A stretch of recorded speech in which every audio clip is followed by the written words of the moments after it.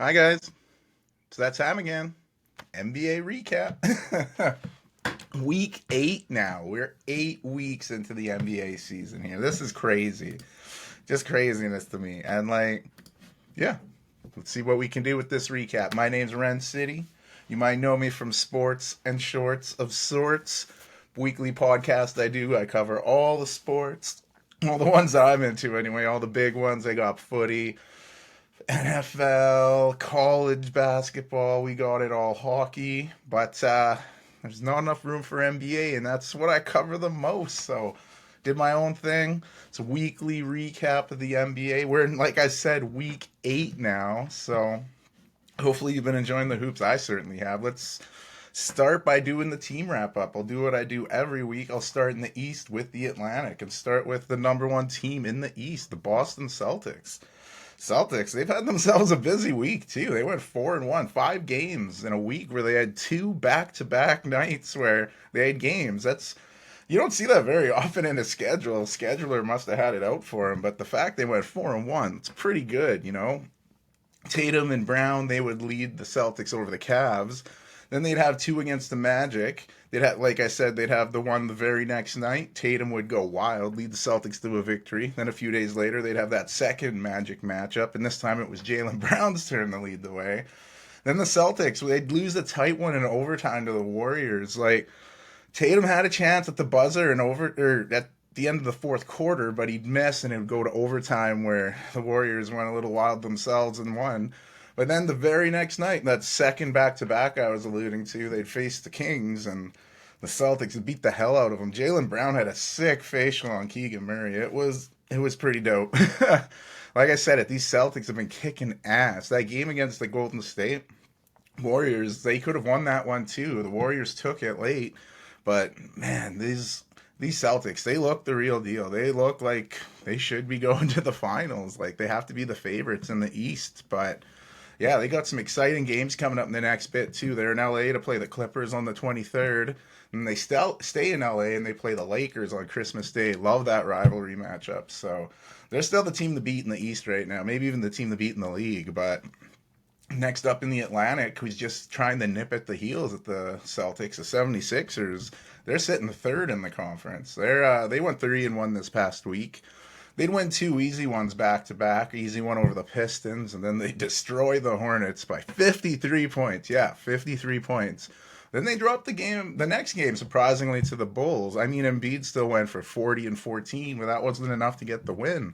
Then the Sixers had a big matchup against the Timberwolves. I hyped this up last episode, and Joel Embiid showed up for sure, dropping a 50 burger, over 51 points and 12 rebounds.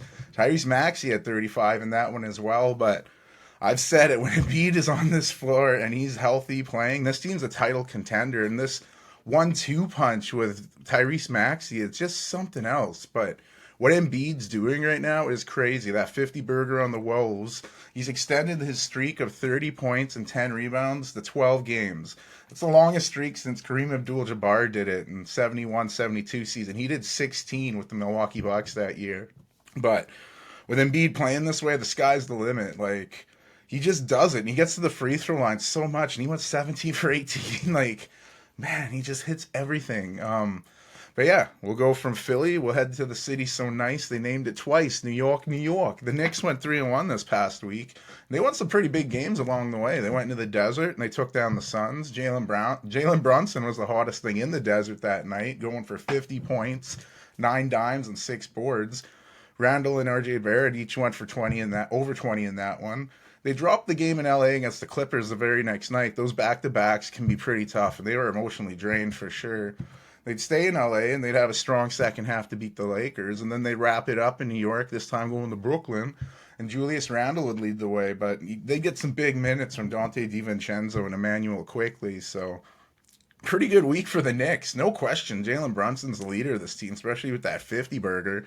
And Randall, like what we're talking about him now compared to the early weeks of the season, he's totally upped his game. But man, I don't want to shit on this, but RJ Barrett, the Canadian guy, he's got to get a little more consistent here. He's Some nights he just totally disappears out there. It's not what you want to see. But one shout out I have to do, Isaiah Hartenstein. Man, he's been playing phenomenal since Mitchell Robinson went down. And then this morning, terrible news to read. Mitchell Robinson was one of the best offensive rebounders in the game, and he had that ankle injury. He'll now have to miss the rest of the year.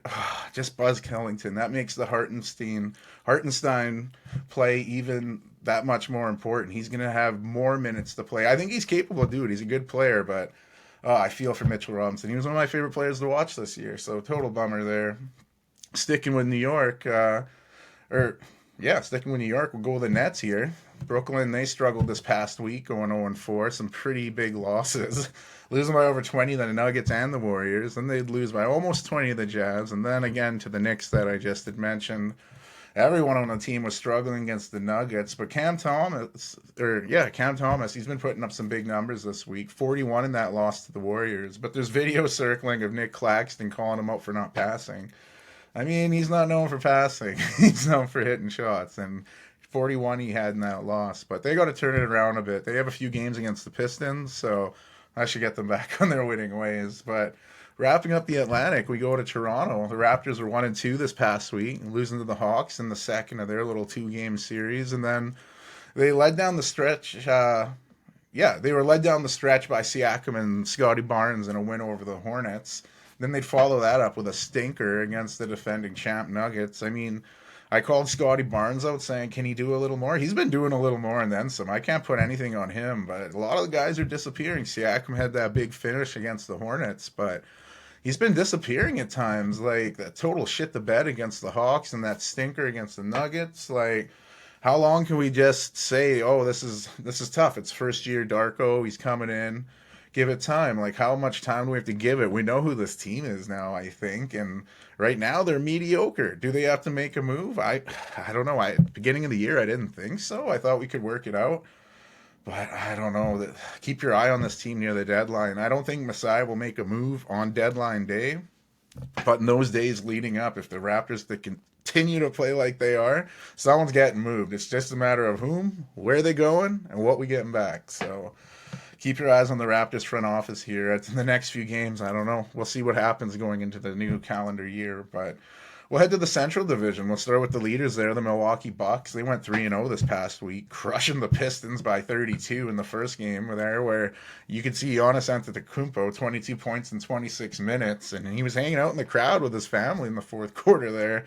Not a good look, but they follow that up with Dame Dollar shooting his way to another big Bucks win over Houston. And in that win, Antetokounmpo collected another franchise record for the Bucks. He passed Kareem Abdul-Jabbar. We're getting a lot of Kareem shout-outs this episode, but he passed him for most rebounds with the Bucks. So he now holds the Bucks records for points, assists, and rebounds. That's pretty impressive. He's now joined elite company of Michael Jordan with the Bulls, LeBron James with the Cavaliers, and Kevin Garnett with the Minnesota Timberwolves as the only players to hold all those records with one franchise. So pretty impressive numbers for the Freak, and he's still got a lot to go.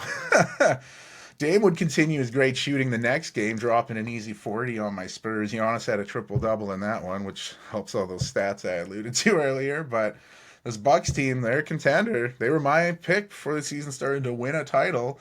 They'd have to work it out and get through some chemistry. They're building that chemistry right now, and they're looking good. They're still not where they need to be defensively. They got plenty of work to do there, but yeah, they weren't troubled this past week, but some of the games coming up, they got the Magic before playing back-to-back games with the Knicks, including a Christmas Day game.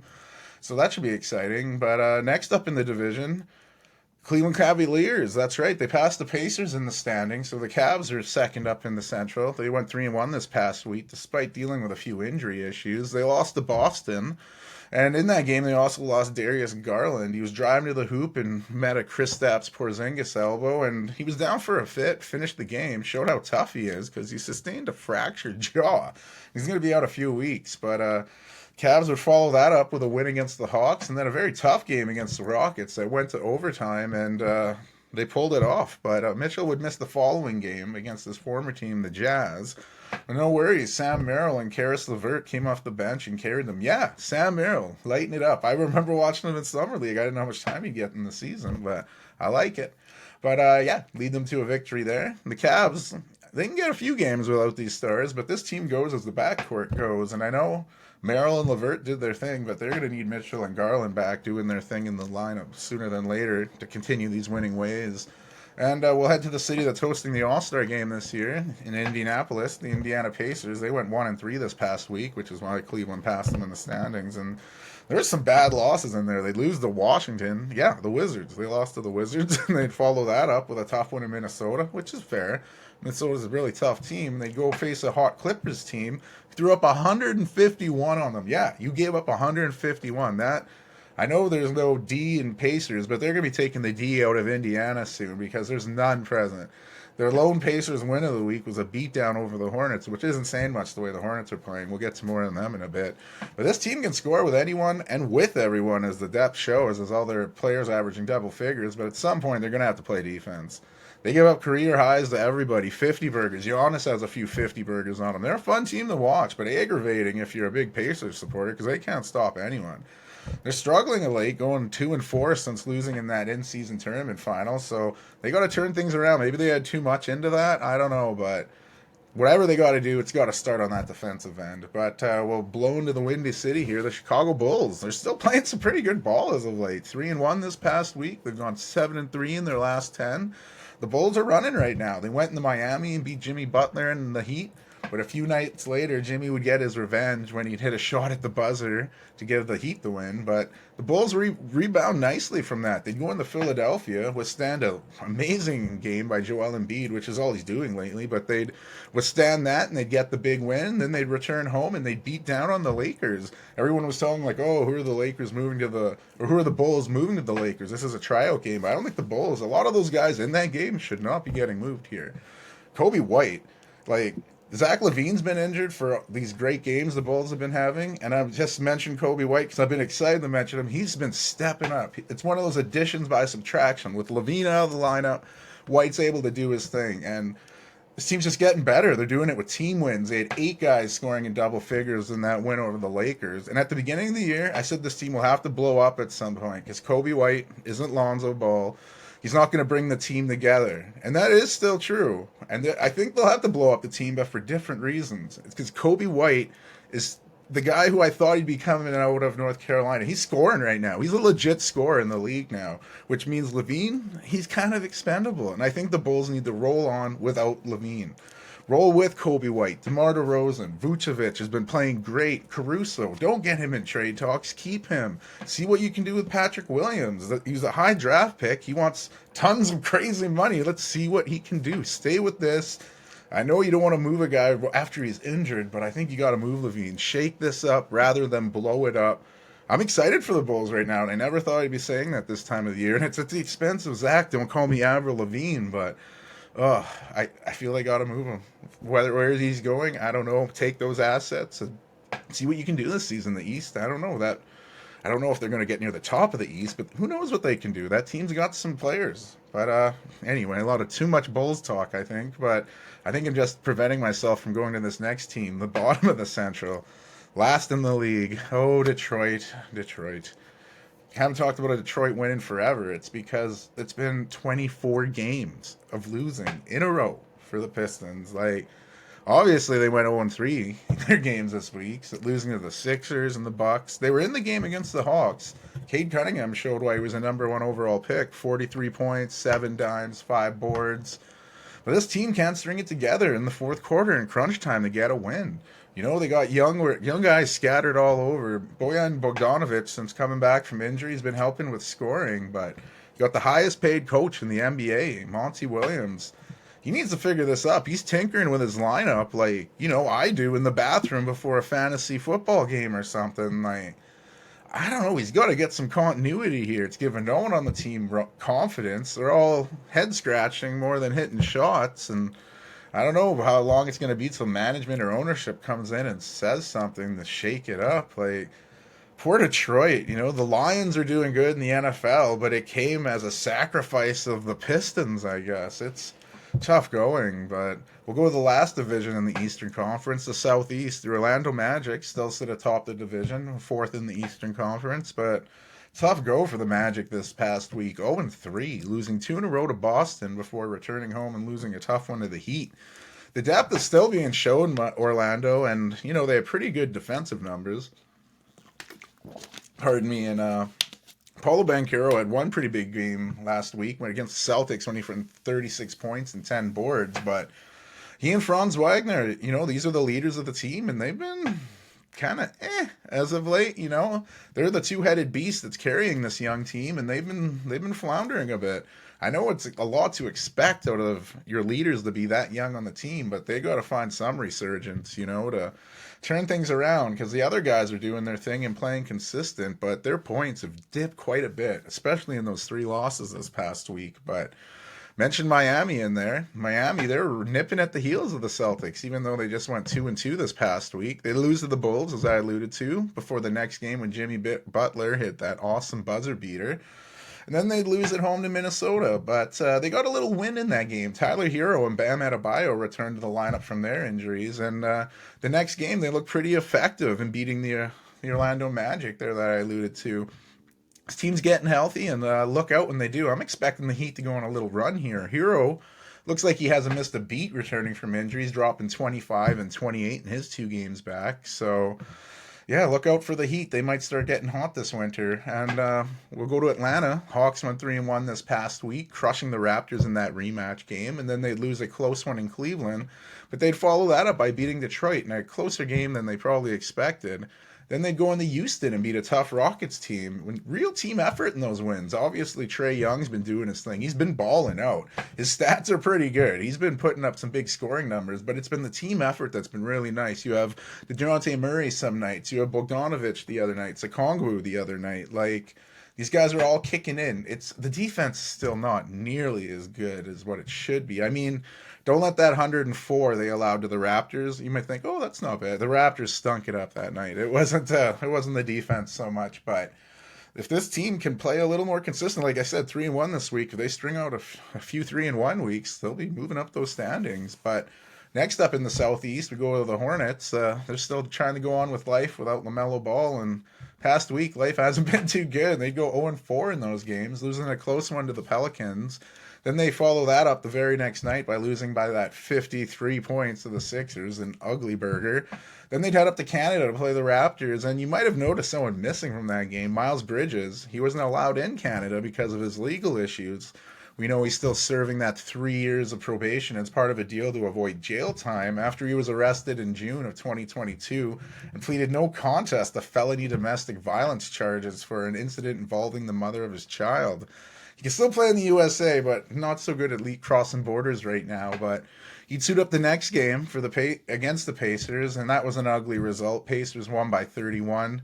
Team's missing Ball, and they're missing them in the worst way. Terry Rozier's been putting up some pretty big numbers, but no consistency of a second fiddle. Miles Bridges has been fitting that role a bit, but as long as the games are in the U.S., I mean, he'll be fitting that role. But they're in trouble in Charlotte. They need to string out some wins, but I don't know where they're going to come from. Terry's going to keep doing his thing at least. But we'll finish the Eastern Conference by going to the American capital, the Washington Wizards. They went 1-2 this past week, and you know what? They didn't look that bad in these games. They beat the Pacers at home, where Kuzma and Poole each went for 30 or more points, and they were in the game the whole way against the Suns in a 4-point loss, and they put up a pretty good fight in a loss against the Kings, which ended up being in double digits, but still not very good in the win-loss column. But I mean, they did get that win over Indiana, and these games haven't been blowouts lately, which is better than they were earlier in the season, and that's kind of winning right now for the Wizards franchise, who's in a bit of disarray, who has no defense, and they may be potentially relocating, as I alluded to last episode. So hang in there, Wizards fans. Hopefully good things are coming. We'll go to the Western Conference now, starting in the Northwest with the howling Minnesota Timberwolves, number 1 team in the Western Conference and the first team in the West to hit the 20-win mark. They went 3-1 this past week. They'd go into Dallas, beat the Mavericks, and they'd follow that up with a home win over the Pacers before going on the road and beating Miami. Then they'd go to the city of brotherly love to take on Philly in a big showdown to teams like I hyped up, I mentioned. And the Wolves just had no answer for Joel Embiid. Like I said, that 51 points he dropped on him. Very entertaining game, though. I really enjoyed that. Real good battle of two teams. Anthony Edwards continues to be the young stud of this team, leading with swag, and I'm loving how Karl Anthony Towns has been playing. I don't think he was really taking on that number 1 role the past few years, but as the Robin role to Edwards' Batman. He's doing a lot here. What he did against the Pacers, 40 points, 12 boards. He's got like a different motivation in this role, I feel. I don't know if Edwards is just taking some of the pressure away. It's freed this cat to meow, I guess. He's reminding everyone why he's the number one overall pick in the draft. And the next few games for the Wolves, they got some doozies. They got the home game against the Lakers, on the road against Sacramento and Oklahoma City, and that Oklahoma City one should be good on Boxing Day. You got Anthony Edwards taking on Shai Gilgeous-Alexander, a rematch of that USA-Canada game from the summer. So that should be really cool. Make sure you're watching that one. And you know what? All this OKC talk, let's talk Thunder next. They went 2-1 this past week. There was a close one in Sacramento, which was an amazing show of two of my favorite guards in the league right now, De'Aaron Fox and, of course, Gilgeous-Alexander. And Thunder would go into Denver, and SGA would hit a nice mid-range game winner to secure the win for the Thunder. Then they'd go home and win against the Grizzlies. So Shai Gilgeous-Alexander continues to look like a first-team All-NBA MVP caliber player. And I can't get over this. Second youngest team in the league, but one of the best in the league. This does not happen very often. Usually the youngsters aren't this good this early, but got to give it up to them. The depth is there. And each night, someone different stepping up to be second man to SGA. You're not struggling to find out who's going to help. It could be anybody, literally. They got some tough games coming up. They're hosting the Clippers, and they host the Lakers, and then the Wolves and the Knicks. We got a tough game for OKC, but I think they should be okay. But next up, you got the defending champions Denver Nuggets. They went 3-1 this past week, thumping the Nets at home before losing that tight one to the Thunder at the buzzer with SGA. Then they'd follow that loss up by beating the Mavericks almost by 30. Then they'd go into Toronto and beat the hell out of the Raptors, I mentioned earlier too. But yeah, this team's starting to click. Jamal Murray returning from injury. They're starting to get that figured out and get him figured in with the lineup. Malone has this team working the way they should. Jokic's numbers are making him look like he might add a third MVP trophy to his closet. Like, this is a good team. They could maybe repeat, you know? They'll be hosting the Warriors on Christmas Day, so that'll be a nice little gift for all of us. And now we'll go to Utah. The Jazz went 2-2 this past week. They'd follow that up, or they'd start that, by going into Portland, winning a tough one over the Blazers. They'd follow that up by getting beaten by the Kings. And then they'd return home to trounce the Nets. But then they'd follow that up by losing a tough one in Cleveland. So literally an up and down week for the Jazz. They did get good news in the lineup, or in that loss to the Kings there. Lauri Markkanen returned from the lineup. Still no Jordan Clarkson, but getting the Big Finn back will be awesome. Excuse me. Colin Sexton, man, has he been balling out? Balling out so much, he's no longer coming off the bench. He's in the starting lineup. He's supposed to be a spark plug off the bench, but now he's getting that shit going right from the get-go. I love it. He's got that dog in him, as everyone says, but he just plays hard. Every second he's on the court. He's like a Russell Westbrook. Like I said, dog in him. Get some DMX growl. I love watching Colin Sexton play. But hey, we'll wrap up the Northwest by going to Portlandia and talk Trailblazers. They went 1-3 this past week. All of those games were at home. They'd lose a game to the Jazz, which I alluded to, and then they'd lose to the Mavericks. Then a really close one to the Warriors, but then they'd win a very tough matchup against the Suns. They were down big in that one too, and they'd spark this huge comeback. The Blazers team's starting to play well despite those losses there, with everyone coming back from injury. Anthony Simons has been great since coming back. Shaedon Sharp's continuing to develop. If Ayton can play like he did against his old team, the Suns there, putting up that big double-double, that'll really help them get some wins. And shout out to rookie, not Scoot Henderson. He's been playing a little bit better, but Toumani Camara, the 23-year-old Belgian, he's worked his way into the starting lineup, and deservedly so. He's doing it all out there for the Blazers. He's really big role player for them. I only see him getting better. Keep your eyes on him, Camara. Camera on Camara, please. But yeah, it's exciting watching this team grow, and I think they're on the right path with Chauncey leading the helm here post Lillard. But yeah, we'll go to the tough Pacific Division, one of the toughest divisions in the league this year, if not the toughest. And we'll start with the hottest team in the league, the leaders of the Pacific, the Clippers.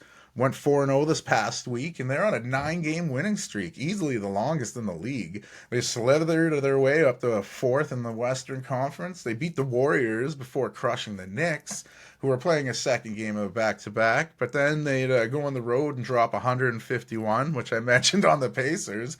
Then they'd go and humble Luka Doncic in Dallas. That doesn't usually go that way for them, but it did that night. This Clippers team's clicking. Clipper clicking. That's a tough one to say, but they warned us once they get it figured out, the league is in trouble.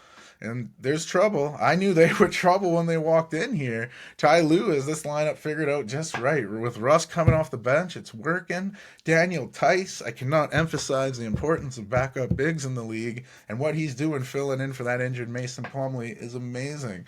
And the starters, what they're doing. Kawhi Leonard. Knock, knock. He's in the MVP room now.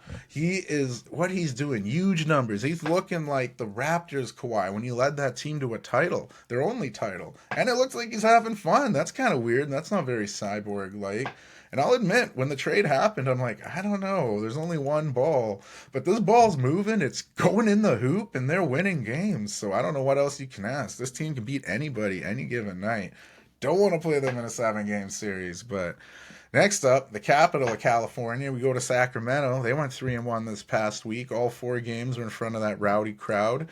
They beat the OKC Thunder before thumping the Jazz. Then they'd put up 143 in a win over the Wizards. And they'd follow that up by giving up 144 to the Celtics in a blowout loss. They've been pretty good, so that maybe that Celtics loss is just a one-off, but... yeah, they look like a tough playoff team. Last year was no fluke. When they're rolling, they can beat anybody. I still like Malik Monk in that talk for 6th man of the year, so good on the Kings. But we're going to jump back to LA. The Lakers, they went 0-3 this past week and have lost 4 of 5 since winning the in-season tournament. Struggling a bit since winning that inaugural tournament. They wound up losing to the Spurs. Yeah, the Spurs. Ending the Spurs franchise record 18-game losing streak. Then they'd have the next game at home against the Knicks where they raised their in-season tournament banner, which, not going to lie, brought on a lot of negative shit rather than positive from people online. But I can understand both ends. People think it's a cheesy thing. But you know what? They've made this tournament. It's a real thing. They're trying to promote it. So you got to, award the winner with a banner, right? So they lose that game to the Knicks, so they didn't honor it even though LeBron had a triple-double. Then they'd go into Chicago and get blasted by the Bulls. So this team's slumping. They put a lot into that tournament. They won it, and it's showing a bit. LeBron is still balling out, doing what he needs to. Anthony Davis is putting up big numbers. They just need to turn things around here and put that priority back on winning the title. So I'm thinking after the holiday season they'll turn it around a bit, but we'll find out. They got that big Christmas Day matchup with the Celtics I mentioned. One of the best rivalry in sports. I'm hoping it's a good game, but I also feel like the Celtics might blow them out. I hope I'm wrong. Every time I pick against the Lakers, they have a huge game, so I'm hoping they have a good Christmas game here. We'll go from Hollywood to the desert. The Phoenix Suns went 1-2 this past week, some highs and lows. That home game against the Knicks, it was the second game the Suns' big 3 was all together. KD, Booker, and Beal. However, 5 minutes in, Beal would injure his ankle and have to leave the game. Suns would lose that game when Brunson dropped that 50 on him. But it put a little damper on the Suns. They honored Shawn Marion after the game. If you listen to my Sports and Shorts of Sorts podcast, where we honor jersey numbers every episode, in episode 31, we did a little thing on Shawn Marion. Great player of the Matrix, cool nickname too. But the Suns, the next game, they'd wind up winning a close one over the Wizards, which was closer than they expected. And then they dropped that one in Portland where Ayton surprised them. And they had a big lead that they just gave up in that one. So a bit of a downer week. They were hoping the big 3 would stay together for a little longer than 5 minutes in one other game. But hopefully that injury isn't too bad for Beal and he can return sooner than later. KD's still putting up big numbers. Booker's doing his thing. But we still don't know how good this team will be until those 3 guys get some time together. It's going to take some time to build they want to build. But we'll finish the Pacific off with the Warriors. Golden State, they went 3-1 this past week as they're trying to get out of this division's basement. They dropped that tough one to the Clippers before starting their current 3-game winning streak, winning a tight one over the Nets before going on the road and winning a close one over the Blazers. Then they'd return home and win that thriller over the Celtics in overtime. They're adjusting to life without Draymond Green, who's, suspended indefinitely and required to go through counseling. And, they seem to be doing all right without him right now. The biggest difference from turning these losses into wins has been Klay Thompson, really, the other half of the Splash Brothers. We've seen what Curry's been doing this year, but I was shitting on Klay a bit for his play and how much he's dropped off. I was alluding to what he was scoring, but you know what? I wasn't the only one shitting on him. He's been having a disappointing year for him. We know the injuries he has, but we didn't expect this kind of drop off. And he's responded, man. 30 points, 24, 28, 24. Big improvements from what he was doing earlier. And if he maintains that, this team has a better chance of winning. Curry's been carrying the team, but he's had a few clunkers and a very weird one against Portland. Like I mentioned, they got the win over Portland. But it was the first time since November 2013, so like 10 years ago, that Curry finished with fewer than 10 points, and he didn't even hit a three. Yeah, Curry did not hit a three. That seems weird to say to me. He did follow that game by having a huge game, including a rainbow in crunch time to put the Celtics to bed in overtime, but yeah, if Clay can keep it up, this team should be in the mix. And they got to keep incorporating these young guys. Trace Jackson Davis, huge dunks in those games, rejecting Jaylen Brown at the rim, looking great. Brandon Podziemski making huge game-saving charge against the Trailblazers. So if this team can get that right vet youngster mix, hopefully with the hands of Steph Curry leading the way, anything can happen for the Warriors. But we'll go to the last division in our recap, the Southwest. The Mavericks currently have a slight lead in the division, despite going 1-3 this past week. They've been, slumping a bit without Kyrie Irving, who's still out with his heel injury. They lose that tough game to a T-Wolves team, but they follow that up by going into Portland and winning a tough one over pretty tough Portland team as of late, but then they'd go into Denver and just get the doors blown off of them by the Nuggets, and then they'd host the Clippers. Like I said, Luka usually does well in those. He played all right, but the team didn't do that great. So the Mavs are on a bit of a losing skid. They've had some players step up. Dante Exum's still playing pretty well, and Tim Hardaway Jr. says, no, Malik Monk, I want that sixth man of the year. He's done well coming off the bench, but they need some more consistent help to help carry the load with Luka until Kyrie can come back. Next up in the division, you got the Pelicans. New Orleans went 2-1 this past week, winning a close one against the Hornets before blowing the Spurs out by 36. Then they'd return home and host the Grizzlies. They didn't appreciate Ja Morant returning to the lineup from suspension and breaking their fans' hearts, but this team's starting to click minus that Grizzlies loss. Brandon Ingram's been on a bit of a scoring run. CJ McCollum's been pretty consistent. Zion, the Jekyll and Hyde of the NBA, a monster game, making people say, man, he could win MVP like I did at the beginning of the year. Kind of looking dumb on that one. But anyway, other games, he'll, do what he did against the Grizzlies. Marquee game, going up against one of his good friends, Ja Morant. Ja went crazy in his first game back. Zion, 13 points. It's like that in-season tournament game against LeBron. Big matchup. LeBron goes crazy. Zion disappears. How can a guy that big disappear? It happens. He doesn't want that moniker of the guy who doesn't show up in big games. So hopefully he can step it up a bit here. We'll go from the Bayou to Houston, I guess. Houston had a little bit of a problem this past week, going 1-3. They're currently losing on a 3-game losing streak. They beat the Grizzlies in Memphis before Ja returned. They'd go to Milwaukee, lose a tough one to a tough Bucks team before going to Cleveland and losing in overtime. Then they'd return and lose a tough one to the Hawks. So, this team has been pretty hyped up and overachieving, some would say, but maybe they come back to earth a little bit. Sengun's disappeared over the last few games. Fred VanVleet's probably been their most consistent player as of late, and that's what you expect out of that vet, doing what he can to carry maybe this lull in the season leading up to the holidays. But this team's growing, and they're developing as they go. I've mentioned Jabari Smith and the way he's kind of figuring his game out this year, not forcing things. And the biggest thing, like anything in life, is consistency. But that game against the Hawks, he put up 34 points, 13 boards. And he's showing what he's capable of. And you forget this guy's 6'11" sometimes. And in that Hawks loss, rookie Amen Thomas returned to the lineup. So it'll be nice to see him back on the floor. Next up, the Memphis Grizzlies, 1-2 this past week, and they got some excitement, actually.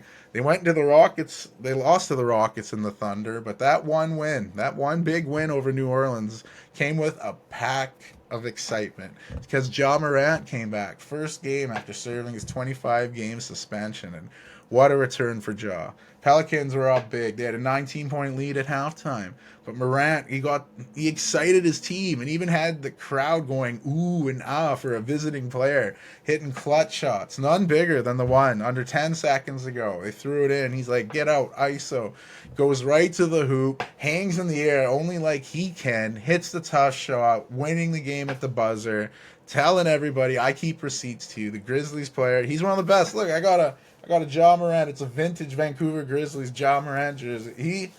You gotta love Ja Morant. I'll tell you, it's something else with him. And when Marcus Smart comes back too, maybe, just maybe, this Grizzlies team can turn it around and make the playoffs. Get in the play-in.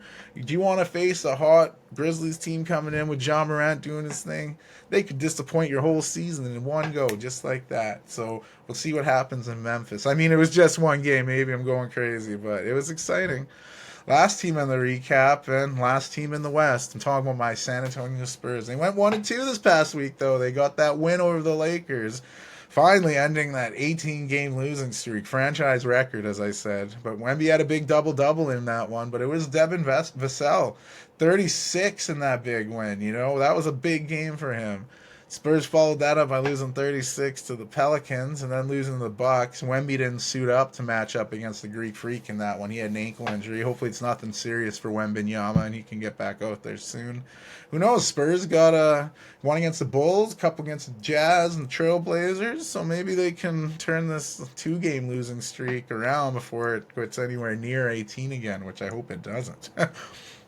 How's your team looking? That's week 8 recap in a nutshell. I'm still, trying to trust the Spurs process right now. I mean, I'd like to see more wins, so hopefully they get the taste of it after that one against the Lakers and can win some. We'll go to the stat leaders after that 50-burger. Joel Embiid of the Sixers sits atop the league scoring at 35.1 per game. Behind him, you got Luka Doncic, Kevin Durant, Shai Gilgeous-Alexander, Giannis Antetokounmpo, and De'Aaron Fox. They're all above 30 points. That's crazy. That's a lot of players above the 30-point mark. Rebounding leaders, Anthony Davis at 12.6. Just behind him, you got Nikola Jokic, Domantas Sabonis, and Rudy Gobert. They're all 12 or above as well. Then the assist leaders, you got Pacers' Tyrese Halliburton at 12 assists per game. Trae Young, he's increased his a bit with his solid play. He's at 11.1. And there's only 3 other players averaging over 9 a game. You got Jokic, Luka, and Van Vliet of the Rockets. Shai Gilgeous-Alexander continues to lead the league in steals of 2.8 per game, a full steal ahead of second place Donovan Mitchell. And then Milwaukee's Brook Lopez leads the league in 3.1 blocks per game. But just behind him at 0.1 less, Victor Wembanyama. He's nipping at his heels. So we'll go from individual numbers to team numbers in the Ren City top 5. It's hard to keep this thing consistent, but a little consistency at the top. And saying the Celtics, they stay at number 1 in the Ren City top 5. They've been playing some of the best basketball in the NBA. And they could, some say they could have won that game over Golden State. Tatum, he continues to drive for MVP. Jaylen Brown and Porzingis are doing their thing. Drew Holiday continues to be the head of that defense. So who's number 2? Some might say it's a little early, but hey, I say the LA Clippers. They might not have as good win-loss record as a few of the teams that they're going to be above in these rankings, but man, they're on a 9-game winning streak, capable of beating anyone. Kawhi Leonard, he wants to be in the MVP race. He's showing it every night. So we haven't seen him play every night the last few years. This is special. Let's enjoy it. Number 3, you have the Wolves. I have them just ahead of a team that may have beat them recently, but the Wolves are, I feel, a little better overall. And I'm sounding like I'm defending these rankings like the NCAA football playoffs, but hey, it is what it is. I have the Wolves at 3, Sixers at 4. I don't even know the Sixers just dropped 51 on them, but just Embiid, but this team goes as Embiid goes. If he continues this 30 points, 10 rebounds streak, they're going to be pushing their way into the finals. Number 5, I have the Bucks. They're wrapping up my list. I can't really fault them. They had a pretty good week. They have the second longest winning streak in the NBA behind the Clippers, and they're finding their groove since acquiring Damian Lillard. They're starting to get it figured out here, so yeah, that's my list, the top 5. You have the Celtics, Clippers, Timberwolves, Sixers, and Bucks. But yeah, quick MVP talk here. It's a popular dance right now. I had Shai Gilgeous-Alexander at number 1 in the last episode, and he hasn't done much to relinquish that spot. In fact, he hit a game winner against the defending champ, so I still have him at number 1. But it's a crowded group nipping at his heels. Like I said, Milwaukee's Antetokounmpo's in there. You got Luka Doncic, even though his team's struggling a little of late. Joel Embiid, right, with his huge numbers he's putting up. Jokic, you have the number 1 seeded Celtics and Jason Tatum, and keep putting Kawhi Leonard's name in there. What he's doing for the Clippers team, like I said, this looks like that Raptors run. So yeah, and then if the Wizards or the Wolves, sorry, keep doing what they're doing and lead the West, Anthony Edwards needs to have his name in here. So a very popular race there. The rookie race, I'd say Chet Holmgren still has a little lead over Wembanyama, but that Spurs win hopefully could spark something for the Spurs, and Wemby can get back into the groove here. I mean, his numbers are still pretty good. Like I said, he's second in the league in blocks. He's in the top 7 in rebounding. Pretty damn good numbers league wide. So they just need some W's to get his hands on that trophy. I mentioned him a bit more in that Portland coverage, but keep your eyes on Belgian Tamani Kamara. He's sticking out more than number 3 overall pick Scoot Henderson is on that Blazers team, so keep your eye on him. And we've talked about Yame Yaquez a bunch for the Heat in some previous episodes. His numbers might dip a bit with the return of Tyler Hero, but he's such a good player. He's going to be playing in crunch time. But hey, that's week 8. Thanks for coming out, guys. It's been some pretty good ball going on. Some tasty 50 burgers going on, served by Jalen Brunson and Joel Embiid. We have 7 on the season now, 2 by Embiid and 2 by Giannis. And streaking Clippers have been a joy to watch. The Spurs ended their awful losing streak. And please, oh please, Detroit, can you end theirs? Like I said, at 24 straight losses right now. The NBA record's held by the process Philadelphia Sixers in their 28-game losing streak. So hopefully they don't want to clip that. Nobody wants that. Leave it in the past. But yeah, we have some big Christmas Day matchups to look forward to. We got the Bucks and Knicks, Warriors, Nuggets, Celtics, Lakers, 76ers and Heat, and your nightcap, the Mavericks and Suns, which is always a dandy. So plenty of good hoops coming up. I hope you get to enjoy the games, enjoy the times with friend and family. Thanks for coming out, guys. Another recap in the books. Ren City out.